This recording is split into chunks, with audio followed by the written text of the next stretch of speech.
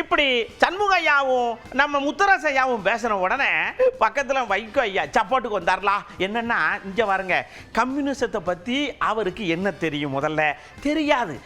ராமாயணத்தை எழுதுனது சேக்கிழார்னு சொன்னவர் தானே.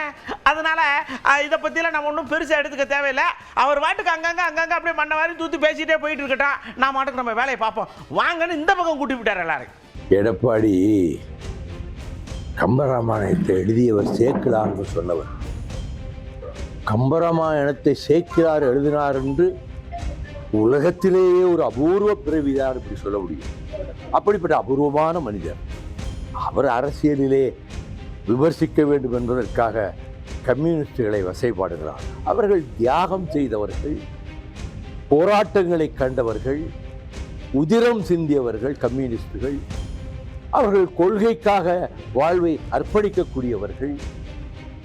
ஆக காசு இருந்தால்தான் தேர்தல் வேலை நடக்கும் என்ற நிலை ஏற்பட்ட போது அதற்கு